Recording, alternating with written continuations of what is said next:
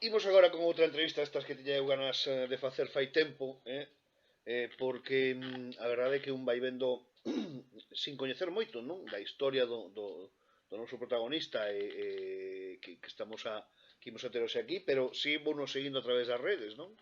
Eh, eh, eh, Me parece sempre moi interesante, non? O que me aportan as redes, a xente que activa nelas e que transmite algo máis que simplemente ter unha rede social, non? Sino que vai transmitindo un pouco historias, e iso é o que me pasaba con este proxecto que imos a coñecer hoxe, co seu protagonista, Marcos de Pescados Ravira. Como estamos?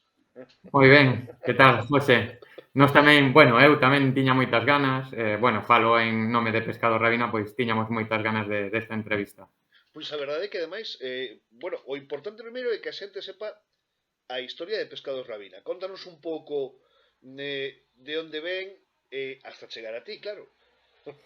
Bueno, pois nada, eu veño dunha familia de mariñeiros e pescantinas. Miña bisaboa montou a empresa en 1895, 1895. que dice pronto. Ela montou pois a empresa coa expectativa de sacar a súa familia adiante e nada máis.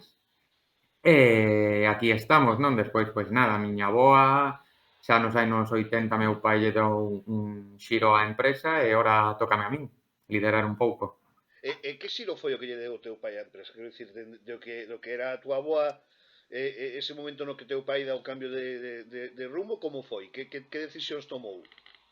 Bueno, a empresa, pois eso, como che digo, fundouna a miña bisaboa en 1895 nun mercado, non? Uh -huh. No mercado de San Agustín, que é máis antigo que o da Praza de Lugo, que é Sí. donde temos a peixería hoxe. Nos anos 80 meu pai xa colle un almacén de distribución desde a lonxa da Coruña. Entón empeza un pouco a distribuir ao resto de España. Vale, entón, eso, sodes peixería, tedes un posto, neste caso, como distina a Plaza de Lugo, pero sodes distribuidores, non? Sí, Nun momento dado, Marcos faise incluso máis coñecido grazas ás redes, casi eres o peixeiro influencer. Palabra que non me gusta moito decir, pero que sí é certo que o que tes é unha gran cantidad de seguidores polo voso xeito de traballar, non? sí, bueno, hai que aproveitar un pouco, non? Ou hai que ir cos tempos, aproveitar as novas formas que hai de chegar ao público e creo que nos vai bastante ben. Simplemente, a mí o de influencer tampouco me gusta. O sea, O que tratamos de facer é mostrar á xente o que facemos, como o facemos, e se lles gusta, pois que nos sigan, e se nos queren mercar e confiar en nós, pois para iso estamos. si é certo que se convirte nunha ferramenta interesante, non? As redes permiten trasladar o voso traballo un pouco máis aló do que xa a xente vai coñecendo, non?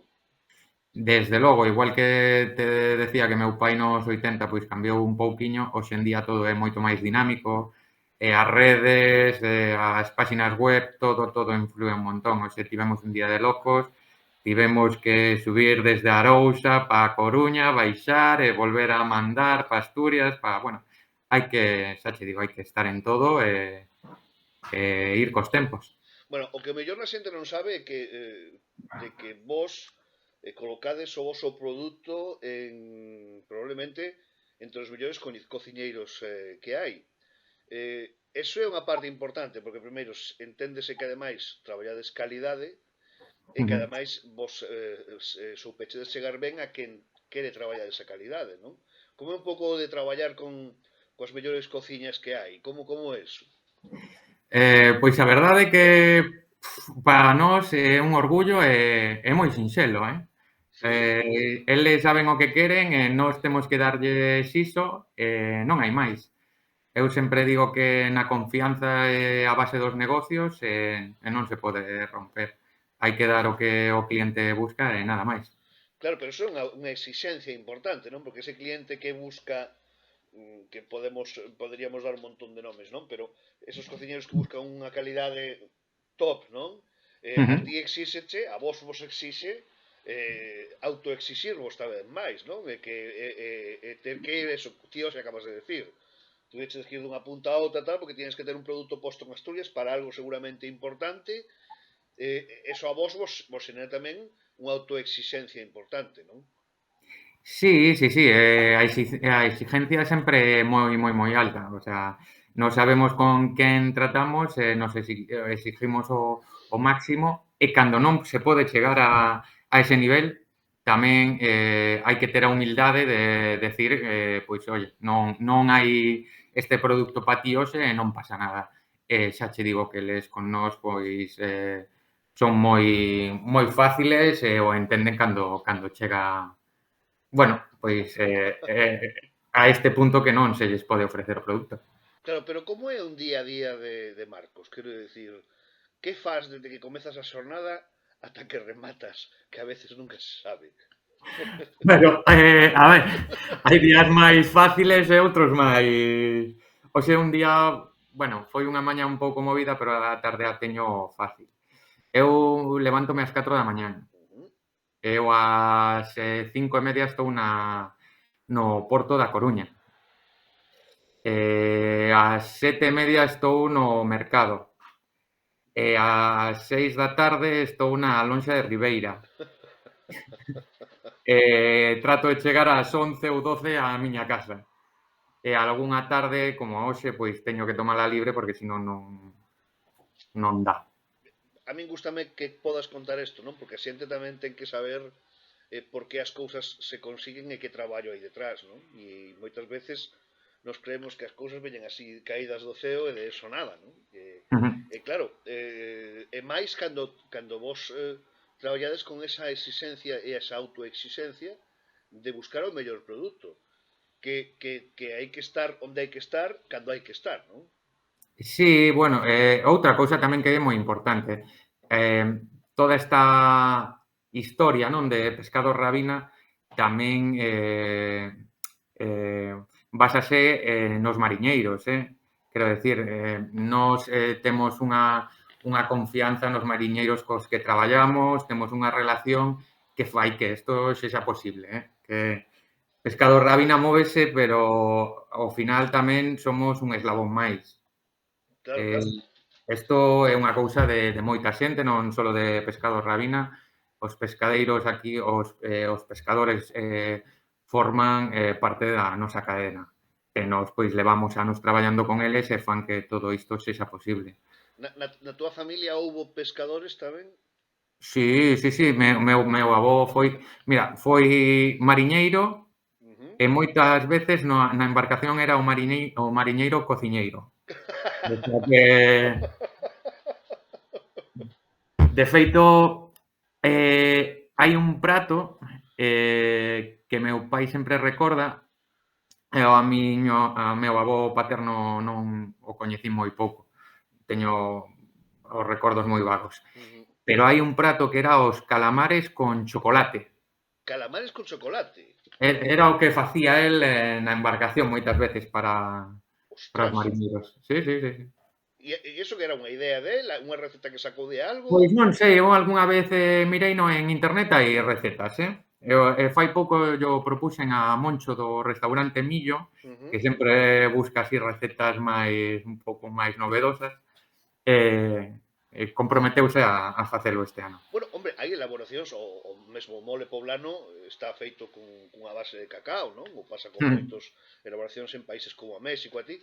Aquí é certo que nunca se utilizou moito, non hai receitas de recetarios antigos que falen moito de utilizalo, pero claro, como tamén os galegos fomos tantos emigrantes e trouxemos para aquí tantas cousas que aquí non se facían, porque aquí moita xente pensa que o churrasco é toda a vida e o churrasco se fai dende os anos 50 aquí, gracias aos emigrantes, realmente, non? Me Pois imagino que con ese tipo de receitas pasará o mesmo e a xente que está no mar ademais, pois que teñen tanto mundo, pois que che vou a contar, non? No, bueno, as caldeiradas e todo, eles tiran a veces do que teñen, a bordo, pois imaxino que Claro, a claro. veces as recetas saían, pois, do que se podía aproveitar. Marcos, e a ti, isto dende pequeno xa che veu dedicarte a isto? Fixeches outras cousas? Ou xa dende pequeno colliches de que che ibas te ibas a dedicar a este? Bueno, eu creo que estes oficios lévanse moi dentro. pasas moitas horas. Eu acabei os estudios, pero sí que é certo que unha vez que rematei, meu pai non quería que me metera na empresa, pero buscoume, estiven uns anos traballando en hostelería, pero pronto puxenme. Levo 24 anos xa. Claro. Claro, que pareces un pipiolo a simple vista, pero Sí, xa sí, tes sí, uns sí. anos, Sí, de feito, unha entrevista que ti tiveches con Anxo, Hostal a Viuda. Sí. Sí, Ah, pois, claro, eu coñezo Anxo é casi da miña quinta. sí, pois non calculaba. Meu pai traballou con seus pais, eu nas vacacións de Semana Santa as pasaba sempre en Tribes. Bueno, quero dicirche que ao final O sea, estas pero ti eres o que lle suministra peixe a Anxo. aos pais de Anxo, ahora con Anxo menos, pero algunha cousa tamén facemos. Que pasada, non? Pero é bonito eso, non? Que decir, Sí, quero dicirche, temos moi boa relación, incluso ca familia de Anxo, con máis xente da familia de Anxo. Con isto ao que vou é que tanto a hostelería como este oficio son de moitas horas, e aunque tivemos a posibilidade de dedicarnos a outras cousas, o ves de forma tan natural, eu claro. de cativo iba ás lonxas ao puerto, que cando tes posibilidade, pois xa estás aí dentro. Bueno, traballas con un gran número de cociñeiros de Galicia, non? Imagino. Sí, sí, sí, sí, sí, sí. A ver, Sí, e cos que non traballo, pois tamén teño boa sí, sí, relación. sí, sí, sí, está Sí, claro, sí, pero sí. a ver, algún cos que máis traballes, cos que leves máis tempo traballando. Pois non sabría dicirche, aquí en Coruña, pois a verdade con moitos, Chisco do Culuca desde que comezou, o restaurante O Refugio, hai moitos ahora mismo, Playa, e non sabría dicirte. Bueno, Iván Domínguez, que tamén pasou por aquí. varias veces. Sí, sí, sí, sí. Así que A mí nada, un dos primeiros que me falou de ti e de vos foi el, foi Iván Domínguez, non? Porque gran aparte, tipo, gran profesional. claro, é que aparte un tipo como a él, non? Que é un apaixoado do produto do mar e de pôr en valor incluso produtos menos coñecidos do mar, peixes que se consumen menos. Eu grazas a él coñecín peixes que non sabía nin que existían, non? Entón, bueno, foi dos que me falou de porque para ele é moi importante tamén ese produto que chega ás súas manos, non? E de onde ven e todo eso, non? E dos primeiros que me falou precisamente de vos, moi ben, por certo, foi el, non? É importante, verdade, que os vosos clientes, porque ao final vos traballades para os cociñeiros, pero seguramente que traballades para lugares onde é produto final para cliente, etcétera, etcétera, a vosa peixería mesmo, non? Pero que importante é que eses partners, non? Esos persoas coas que traballades man a man, sexan os primeiros en decir, ollo, que esta xente traballa un produto espectacular, non? Sí, eso para nós é un orgullo. A veces, pois eu quédome abraiado de, non, empezas a revisar os clientes que tes, a relación que tes, ou incluso cando falas cos amigos, pois é un orgullo. Desde logo que falen ben de ti, pois máis todavía. Mola. A verdade é bueno, insisto, todas as referencias que tiñas eran fantásticas, non? E tiña ganas é verdade que non coincidimos ademais nunca en persoa, non? Pero que agardo que en algún momento podamos coincidir. Sí, claro, hombre. Eso, vamos, haberá que buscar incluso aínda que xa nos vamos a ver a Tribes, asunto de Pois sería eu aparecemos estiven, pois non fai moito, sempre é un espectáculo, un que espectáculo. pasada, que, bueno, eso sería outro tema que teríamos que falar, non? Pero o cariño con que traballa Anxo e o valor do seu entorno me parece maravilloso, non? E, querido Marcos, agora chega o Nadal, tela marinera, como está o mercado? Que é o que pide a xente? Que é o que vai a ver e que non vai a ver? Eso é, hoxe pola mañán chamáronme tamén da radio para falar disto, que é un pouco todos os anos. Pois a xente o que quere sempre é bo produto de, sobre todo, peixes de forno, marisco, pero claro, este traballo tamén o que decíamos antes, hai que mirar para o mar, hai que mirar para o Claro. ceo e cruzar os dedos e que todo saia ben. Eh, o tempo está cambiando e o tempo influe moito no mar. Eu creo que é unha realidade, non? Queramos ver ou non, é unha realidade. Eh, vos que vivides máis de preto o mundo do mar, estádelo notando que ese cambio de tempo, de climas, está influindo moito na pesca que chega ás nosas lonxas? Dende logo, sí, sí, é o que dis ti, eso non se pode negar. Está cambiando o mar, está cambiando, eu creo que tamén a terra, todo, e hai que ser conscientes, e notase, desde logo. Me parece importante, non? As cousas hai que decilas como son, non? E iso é unha realidade. Xa vemos o clima que levamos no mes de novembro, foi un dos meses de novembro máis altos de temperatura que lembramos, que se lembra durante moito tempo, non? E o mar, o mar influe o clima, hai peixes que van habendo menos por algunha razón, etcétera, etcétera. Iso creo que hai que destacalo e hai que telo en conta, non? Que Ujú. temos que coidar ese mar que temos tamén, porque temos moita sorte do mar que temos. Sí, incluso para nós, no, para os galegos, o que forma, a